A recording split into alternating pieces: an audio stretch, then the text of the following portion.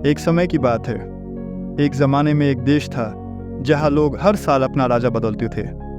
जो भी इंसान राजा बनता उसे एक कॉन्ट्रैक्ट पे साइन करना पड़ता था कि 1 साल के राजा बनने के बाद उसे एक आइलैंड पर भेज दिया जाएगा। जब एक राजा का 1 साल का समय पूरा हो गया तो लोग उसे शाही कपड़े पहनाकर हाथी पर बिठाकर शहर के चक्कर लगवाते और सबसे अलविदा कहने का मौका देते। यह समय हर राजा के लिए दुख भरा होता था जो 1 साल के लिए हुकूमत करता था। अलविदा कहने के बाद लोग राजा को एक नाव में बिठाकर दूर एक आइलैंड पर छोड़ आते थे। वापसी के दौरान उन्होंने देखा कि एक जहाज हाल ही में डूब गया था और एक नौजवान लड़का बस एक तख्ते का सहारा लेकर जिंदा बचा था। उन्होंने उसे उठाया क्योंकि उन्हें नए राजा की ज़रूरत थी और उस लड़के को अपनी देश ले आए। पहले तो उस लड़के ने राजा बनने से मना किया मगर बाद में मान गया। लोगों ने उसे सभी नियम और कायदे समझाए और यह भी बताया कि 1 साल बाद उसे भी आइलैंड पर भेजा जाएगा। लड़के ने चतुराई से काम लिया। राजा बनने के 3 दिन बाद उसने मंत्रियों से कहा कि मुझे वो आइलैंड दिखाया जाए जहां बाकी राजाओं को भेजा जाता है। मंत्री उसे वहां ले गए। आइलैंड घने जंगल से घिरा हुआ था और वहां से जानवरों की आवाज़ें आ रही थीं। राजा थोड़ा अंदर गया और जल्दी ही उसे वहां पुराने राजाओं के शव मिले। उसने समझ लिया कि जैसे ही राजा को वहां छोड़ा जाता था जानवर आकर उन्हें मार डालते थे।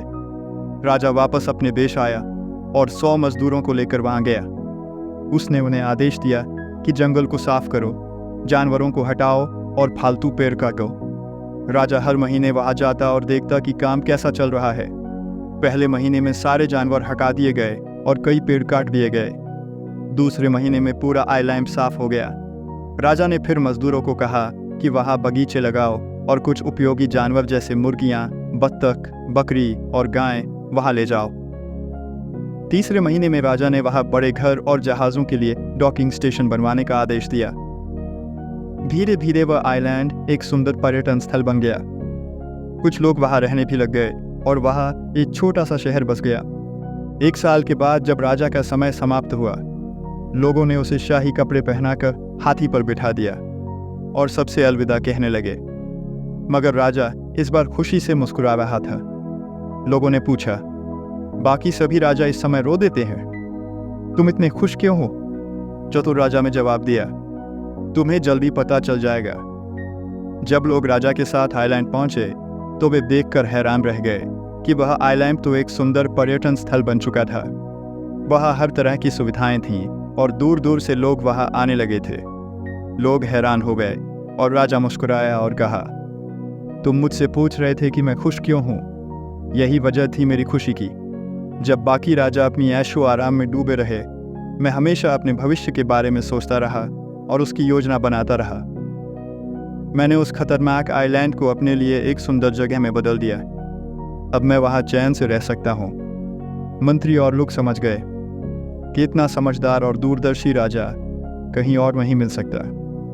फिर सबने मिलकर राजा से गुजारिश की कि वह हमेशा के लिए उनका राजा बन जाए। पहले तो राजा ने मना किया मगर बार बार की गुजारिश पर मान गया और इस तरह वह उस देश और उस सुंदर आइलैंड का हमेशा के लिए राजा बन गया। अगर हम अपनी ज़िंदगी पर नज़र डालें तो समझ आएगा कि हमारा भविष्य हमारे हाथों में है। हम अपनी ज़िंदगी को वैसे ही बना सकते हैं जैसे हम चाहते हैं। हमारा भविष्य हम आज जो करते हैं उस पर निर्भर करता है, क्योंकि आज के काम से हम अपना कल बनाते हैं। अगर हम अपने आज को सिर्फ ऐशो आराम में गुजारें तो हमारा भविष्य अंधकारमय हो सकता है। जैसे उस राजा ने 1 साल में अपना भविष्य बनाया, वैसे ही तुम भी आज अपनी मेहनत से अपना उज्जवल भविष्य बना सकते हो। चाहे तुम छात्र हो, व्यवसायी हो या नौकरी में, यह नियम सब पर लागू होता है। अपने लिए एक लक्ष्य तय करो, फिर एक समय सीमा निर्धारित करो जिसमें तुम उस लक्ष्य को प्राप्त करना चाहते हो और फिर उसके अनुसार रोज काम करो। अगर तुम अपने प्लान के हिसाब से ईमानदारी से काम करोगे तो एक दिन तुम अपना लक्ष्य ज़रूर पाओगे और अपना भविष्य सही बनाओगे। तो ये थी आज की मोटिवेशनल स्टोरी। देखने के लिए बहुत बहुत धन्यवाद।